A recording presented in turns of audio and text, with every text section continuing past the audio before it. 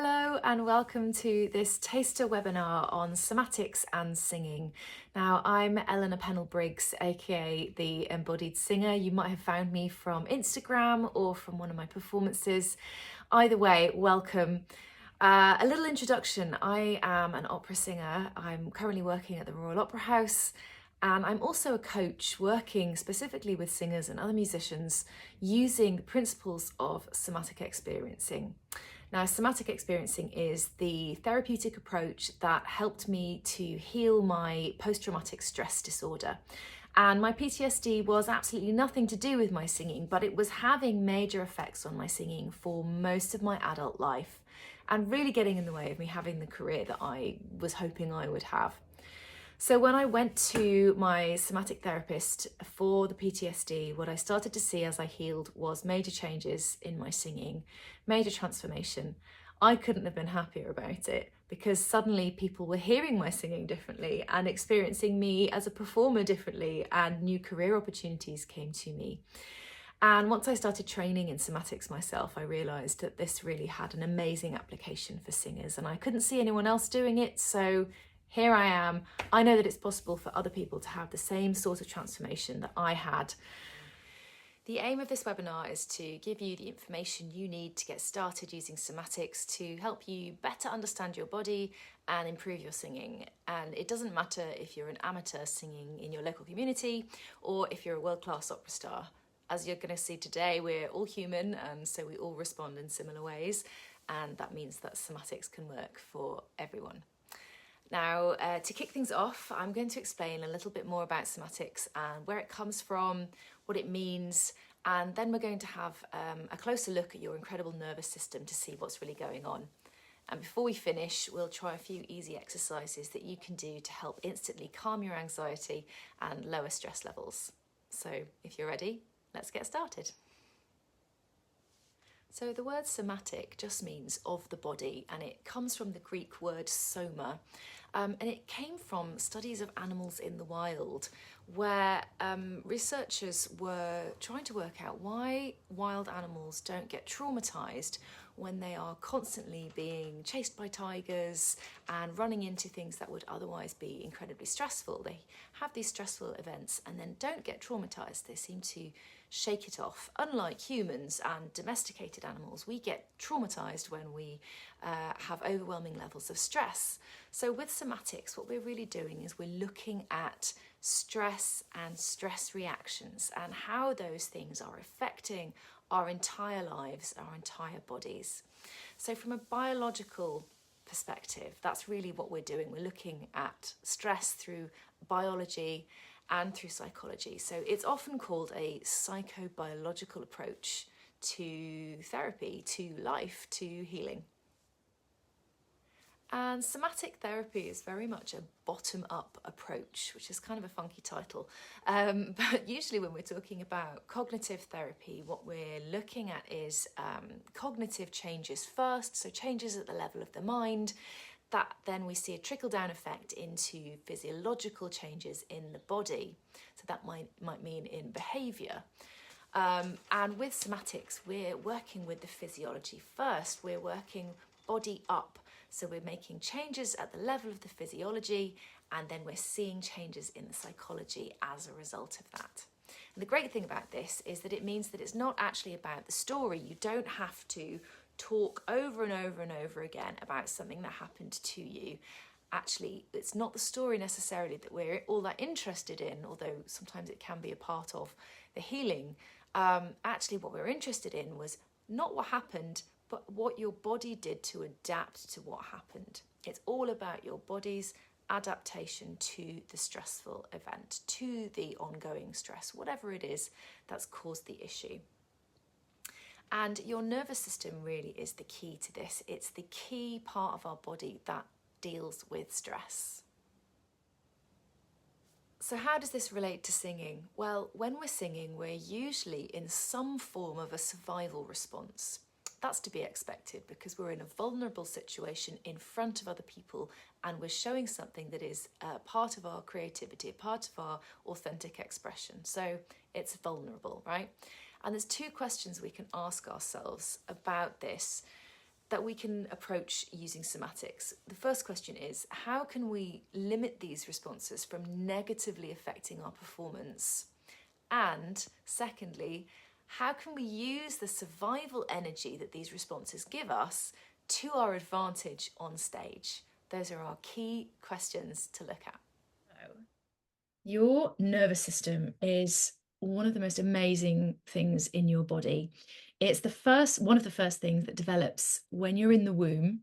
So before you're even a fetus, before you're even a proper embryo, your neural tube develops, and that's what becomes the spinal cord and the brainstem.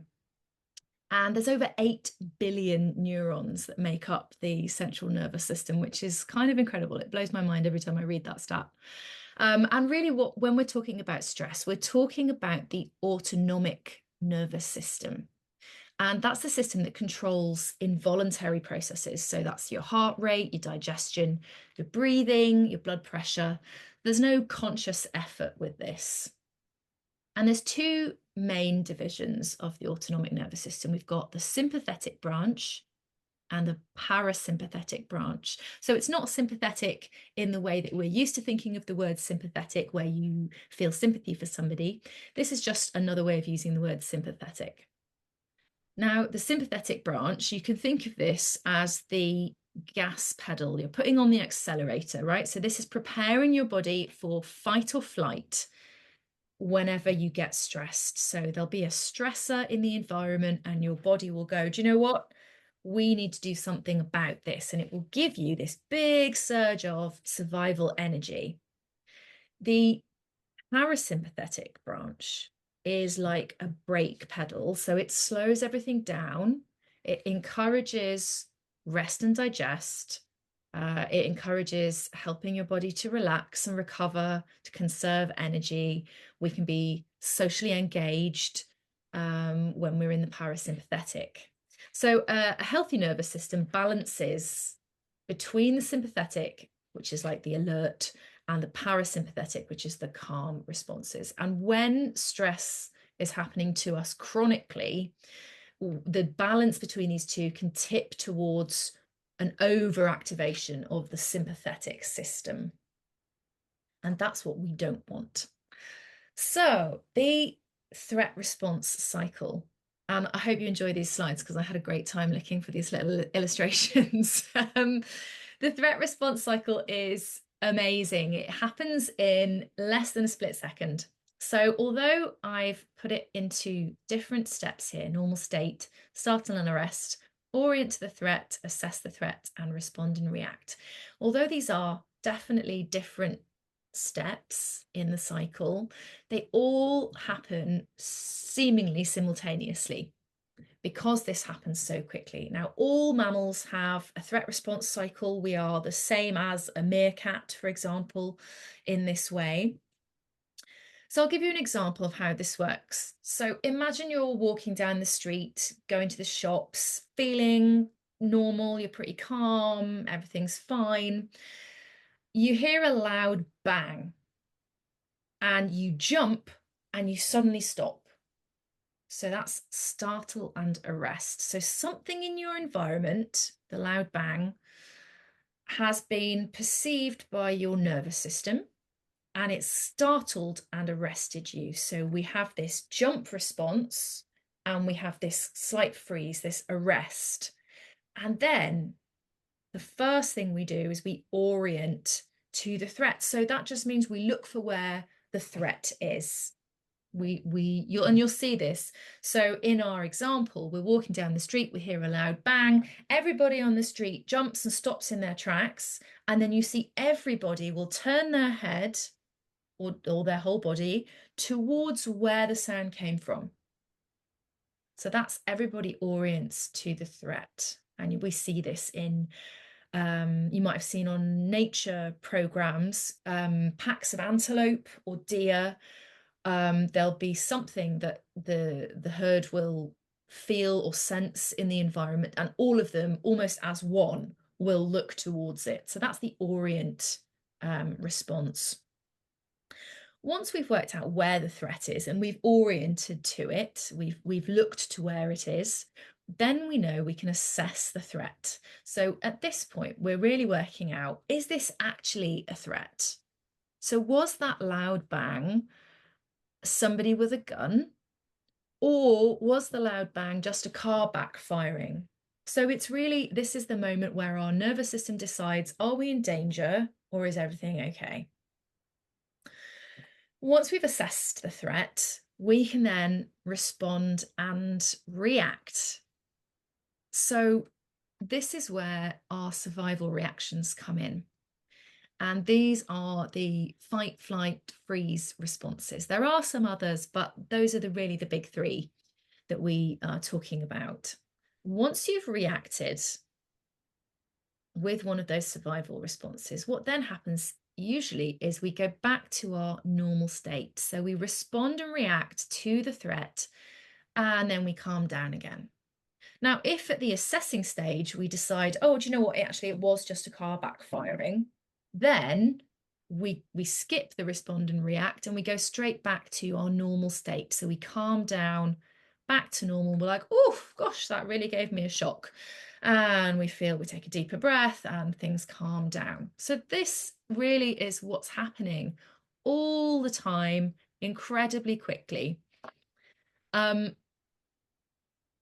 It's quite an amazing thing that we do this, really, because the world that we live in is designed to stress us out, essentially. The modern world is incredibly stressful, is actually quite traumatizing for our nervous systems.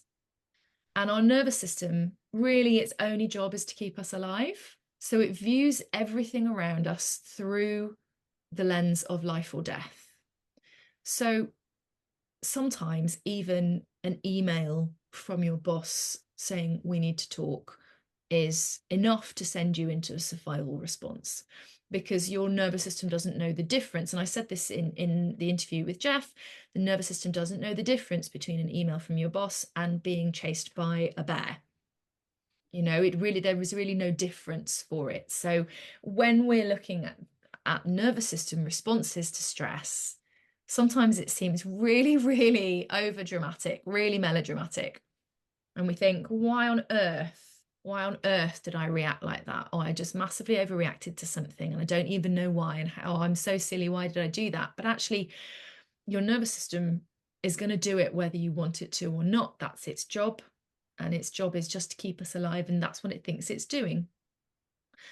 Now, along this threat response cycle, when it's working well, it is absolutely just the most fantastic way of dealing with stressors. However, because we are humans and we are more complicated than wild animals, what happens is we can get stuck at any of these points on the cycle. So I think pretty much everybody knows somebody who jumps out of their skin at the slightest thing. Now, I used to be like this. I would seriously feel like I was having a heart attack whenever someone came in the room and I wasn't expecting them to. So we see an exaggerated startle response. That can be something where this cycle gets a little bit stuck. We see people getting stuck in the orienting step. And really with this, we see hypervigilance. So people are expecting threats from all places, from all around them. So these are the people who are constantly looking for escape routes wherever they are. Their eyes are always constantly darting around. They're just never quite sure where the danger's coming from, essentially. That's what they're doing. They're trying to orient to a threat. And then with the assessing the threat, this stage can get stuck where people will go one of two ways with this. Either they will assess something that is a threat as being benign, or they will see something that's benign as a real threat. So the wires get a little bit crossed. So there are some people, and you may know these people, you may be these people. There are these people who see everything as a threat, and they live their lives in a way that is an attempt to protect against this threat. And then on the other hand, there are people who see nothing as a threat and end up being in dangerous situations, and putting themselves in danger because they're not able to assess something correctly as a threat. And then respond and react, as we said, is the fight, flight, fight, flight, and freeze response. And each of those three can get stuck themselves. So we're going to move on now to those three survival reactions. So we have fight, flight, and freeze. And they're kind of, the names are kind of indicative of what's happening, really. So with fight, when we go into this response, and if you remember from one of the earlier slides, we were talking about the sympathetic branch of the nervous system and the parasympathetic branch of the nervous system. So let's look at the sympathetic branch first, and that's fight and flight. So with both of these survival responses, we're getting huge amounts of energy being pumped through our bodies by our nervous system. It's mobilizing us to attack, defend, run away, this kind of thing. And we see physiological cues, we see things in people's physicality that give us indications as to what survival response they're in. And I'm going to read some of them out. You might you might recognize some of these. But we all feel these in varying degrees. So when we go into a fight response, we get biting motions, we get tenseness in the jaw, we get a feeling of being overheated or very hot. Some people, in fact, get very red in the face when they go into a fight response. We get an aggressive posture. There's a lot of leaning forward. There's taking up more space with our bodies. There's muscle tension. So your arms and legs particularly get engaged for movement at this point. And very often the emotion of anger comes with the fight response. Now let's look at the flight response. So with flight, this is, again, we've got lots of energy in the extremities, building up, ready for movement, ready to help us run away as fast as possible. Maybe that's running away from danger. Maybe it's running to safety. We get this ready to flee posture. That's what it's often called. And it's that feeling of your weight not being, your weight not being planted through your feet. We get panic and anxiety with this response. People's eyes are darting about. They're looking for the best place to run to. Where's my escape route? And we very often get the emotion of fear that comes with the flight response. So those are the two that are really dealing with the sympathetic branch of the nervous system. So we get that huge surge of survival energy with both of those.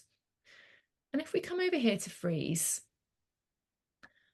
this is part of the parasympathetic branch of the nervous system. And this is the one that people find harder to get their heads around because, like I said before, the parasympathetic branch is the branch that encourages us into a calmer state. It's where our body can rest, heal itself, we can digest our food, conserve energy, all of this sort of thing. And yes, that's true. The parasympathetic branch also governs the freeze response, and that is where we're essentially playing dead in a similar way to how animals do. So if you think about when a cat is playing with a mouse, the cat enjoys the chase. So if the mouse is kind of running about trying to hide, then the cat is going to keep playing with it. But if the mouse plays dead, the cat will get bored and go away. And then very often you see, once the cat's out of the picture, the mouse will get up and run to safety. And that's essentially what we're doing when we're in the freeze response. It just shows up slightly differently. So although there can be some physical immobility in that playing dead kind of way, actually what we see more often is things like feeling numb. So that might be physically numb. It might be an all over feeling or just in some parts of your body. We feel cut off from our emotions very often.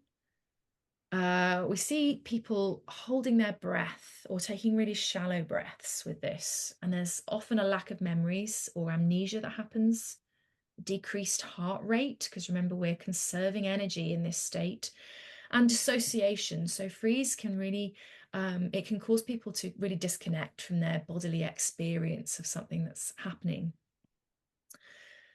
Now, these three survival responses, I want you just to think for a second about what these mean for your singing.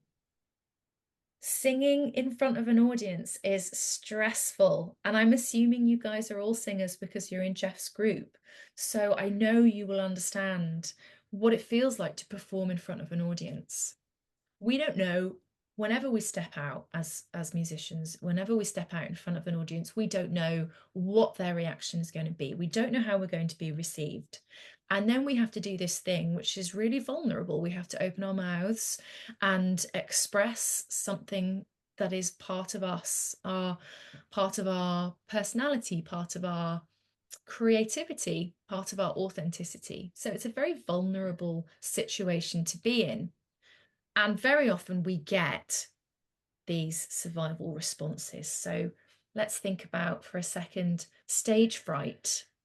Let's think about breathing changes. If you were having a bit of a freeze response, for example, if you were holding your breath, well, how are you going to sing if your breath is very shallow or you can't access it? Memory loss. What if you're singing something from memory? What about the postural changes that come with fight or flight? So not being able to stay still. Well, if you're singing in a choir, you need to be able to stay still. The inability to concentrate on the here and now is something that really comes with these survival responses. And we want to be present when we're performing. So you can start to see how these become really important to know about when we are singing and performing. So let's talk a little bit about trauma. The word trauma gets bandied around a lot, and I want you to try and view trauma in a non-judgmental way, right? Because it's overused now, the word. When people are saying, "Oh, I got traumatized this morning in traffic, it was really terrible," or the barista put too much foam in my coffee and now I've got PTSD. I mean, these are stupid examples, but you know what I mean. And actually, when we're looking at trauma in a somatic way, what we're talking about is when the level of stress has become too much. So what I've put here is just a few descriptions of trauma. So it's when our nervous system has become overwhelmed. It's a disorder of not being able to be present, can't be in the here and now. It's trapped energy stuck in our bodies. Now, this is really key when we're working through somatics to make changes in our lives and in our performing, in our singing. If there is that survival energy that comes with fight and flight, if that's trapped in there, if that's not been able to be processed, if it's not released, if it's become stuck, then that's going to be pinging about the place, making all kinds of chaos for us whenever we get stressed out. And this is the first description I ever heard of trauma, and it makes so much sense to me. It's too much, too soon, too fast. And sometimes, for example, in the case of neglect, it's too little. And that can be to do with anything. It's just really how your nervous system is responding. So if it's something that's too much or too fast for your nervous system, then it becomes a trauma. And trauma can be one big event. We very often think about war or natural disasters or terrorist attacks, that kind of thing, as being a trauma. Actually, yes, it can be one big event like that. It can also be the build-up of lots of little traumatic events that it maybe in the moment didn't feel traumatic, but actually once they've all kind of built up, they have the same effect as being involved in one big traumatic event. And this one here, which is a nice positive note to end it on, it's a fact of life, but it doesn't have to be a life sentence. So like I said before, our modern world is very stressful. Everybody's going to get traumatized at some point. In fact, we've all been traumatized recently with the pandemic. That was a collective trauma. But it doesn't have to be a life sentence. We can heal from it. So yeah, for singing, here's how we use it for singing. We talked a little bit about fight, flight, and freeze and what that means, but how do we actually use a somatic approach? Well, we use education, nervous system education, psychological education, understanding your body for a deeper connection to it, essentially. The deeper your connection to your body, the better able you will be to manage your survival reactions, manage your stress levels, and perform in the way that you know you can do, the way that you really want to. We can release the survival energy that's keeping you stuck in unhelpful behavioral patterns and maybe even unhelpful thought patterns. We heal postural patterns. So maybe there's tension, for example, in your shoulders. This is really common for a lot of singers. So we can help heal that. We can ease technical issues. So maybe there's something going on with your jaw whenever you sing, or maybe you have a tendency to push your voice when you sing, when you want to go loud. Well, we can get a bit more freedom in there working in this way. And like I said at the beginning, we have some exercises for instant stress relief that you can do before you go out into a performance. When you're practicing, you can make them a daily practice to manage your stress levels on a day-to-day basis. And the result of all of this is to rebuild your confidence in your performing and just allow you to feel the joy and the pleasure in singing, because isn't that why we do it, right? Okay, so how are you doing now? You have all of that information. Remember, this is a whistle-stop tour. There is a lot more that we could go into, a lot more depth that we could go into with all of these things. But for now, let's have a little look at some of these exercises that I mentioned earlier, these vagus nerve stimulation exercises. Now, the vagus nerve is kind of the key to your parasympathetic pathway. Remember, that's the pathway that calms us down. It's the rest and digest pathway. So we can use the vagus nerve as almost like a switch to switch on our parasympathetic and give us that calming effect when we're feeling stressed out, when we're feeling anxious.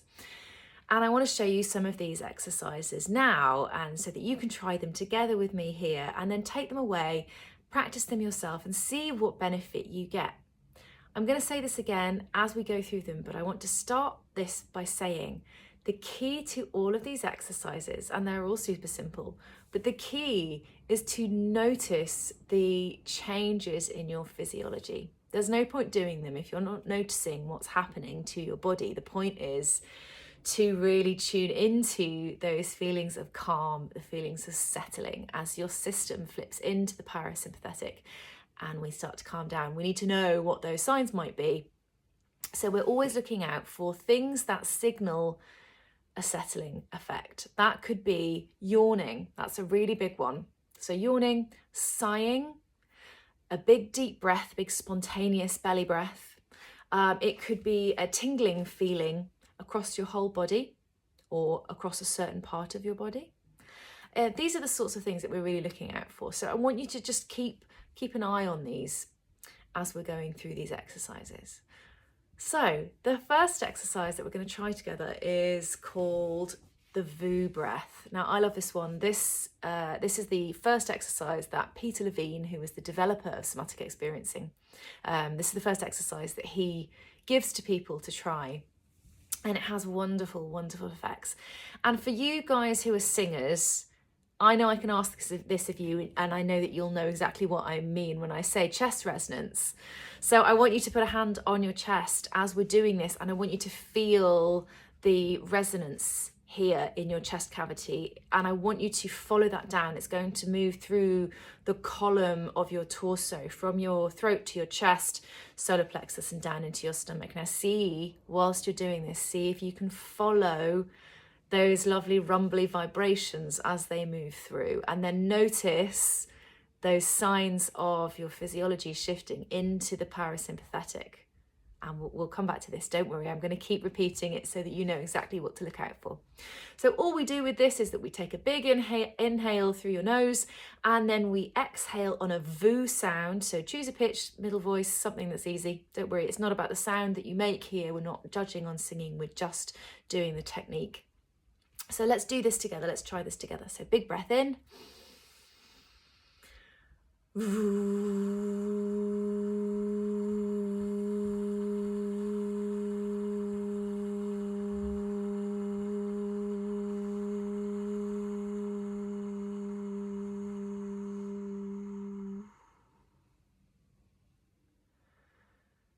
Yeah, and you might like to try this 2 or 3 times. You can pause the video to try it and see what you notice. Now, I'm going to talk you through what I notice, because for me it's very clear. I've been doing this for years, so I instantly know what's happening. So I felt the vibrations move down from my chest, through my solar plexus, and then down into my stomach. I then felt my stomach loosen off. I didn't even realize I was holding it. It loosened off a little bit. Then I noticed a deeper breath, and the muscles here loosened. Something in the focus of my vision changed slightly and relaxed. There was a softening feeling. So pause the video here, try that a couple of more times. Notice what you feel. What's the difference between before we tried the exercise and afterwards? All right, here's our second exercise. Now this one is called the occipital pull. I love this one. This is my go-to exercise. Also doesn't involve making any funny sounds, so you can do this on the tube or in a rehearsal room without anyone knowing. So you're going to take 2 fingers and you're going to find the kind of fleshy dip that's just at the top of your spine, just below the base of your skull. It's a little kind of fleshy indentation. So this is just over the occipital lobe. This is kind of around where the vagus nerve begins. So we're really stimulating it at source at this point. And I want you to put some firm pressure on that point with your 2 fingers. And then you're going to pull slightly to one side.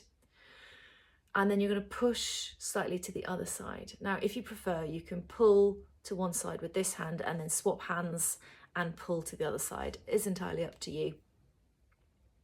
But have a go and see. Now, I always get more of an effect on my right side than my left. You may also find that one side is more successful than the other. But when I do this, I instantly get a deeper breath. And usually a sigh that comes with it. And we can just stay with this. Just keep that same firm pressure, that slight pulling. It's really not a lot. It shouldn't be painful.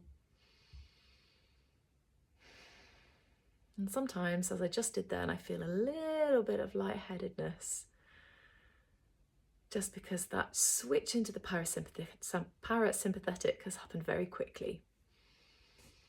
So try that one and see how you go. All right, so the third and final exercise that we're going to try is called havening. This is a form of havening. And havening is about crossing the midline of your body. And by doing this, we stimulate both hemispheres of the brain. So I'm going to cross my arms over at the wrist, up over my chest, over my heart space. And all I'm doing is I'm just tapping very gently with my fingertips. And it's really that it's so light. And my tummy just loosened. Again, didn't realize I was holding it. This is what happens when you film. And you can hear my breathing is much deeper. And I'm feeling like maybe I don't need to speak quite as quickly. And I'm noticing perhaps the pitch of my voice has dropped slightly.